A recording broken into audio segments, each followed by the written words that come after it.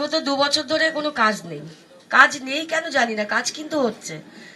একটা হেমামালিনী বলে ছবি হয়েছিল, যেখানে ক্যামেরাম্যান নন গিল মেম্বারে ছিল, সেটা তো আমার জানার কথা নয়, ফেডারেশন থেকেই পারমিশনটা গেছিল।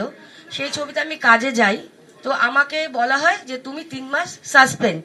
আমি জানি না কেন সাসপেন্ড লেটার আমি পাইনি, মৌখিক তুমি 3 মাস সাসপেন্ড। তো আমি স্বরূপদার কাছে ফোন করি যে দাদা, আমার বাড়িতে আমি একমাত্র রোজগারের, আমার বাড়িতে আমার মা আছে, আমার মেয়ে আছে, আমাকে যদি কাজ না করতে দেন তাহলে আমি সুসাইড ছাড়া কোনো রাস্তা নেই।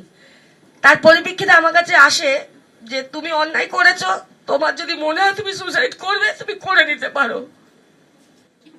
তারপরে আমার মা যখন হসপিটালাইজ, আমি হসপিটালে এসেছি, জয়তে আমার মা মারা যান। আমি আমার সেক্রেটারিকে ফোন করি, যে হচ্ছে স্বরূপ বিশ্বাসের অত্যন্ত খাস লোক, জয়শ্রী দাস। আমার বলতে কোনো ভয় নেই, এতদিন ভয় ছিল, সে সবটা জানতো। তাকে যখন আমি হসপিটালে দাঁড়িয়ে ফোন করি যে আমার মায়ের কিছু ডকুমেন্টস নেই, আমার মাকে যাতে শ্মশানে নিয়ে গেলে অসুবিধা না হয়, আমাকে একটু দাদাকে বলে ব্যবস্থা করে দিবি, বলে আমাকে 5 মিনিট সময় দাও। 5 মিনিট পর যে আমার কাছে এলো, তোমার মাকে কি লাবারিস লাশ হিসাবে পোড়াবে, দাদা জিজ্ঞেস করছে। এবং প্রত্যেকটা ম্যানেজারকে বলা হয়েছে যাতে আমাকে নিয়ে কাজ না করা হয়, আমি যাতে কাজ না পাই।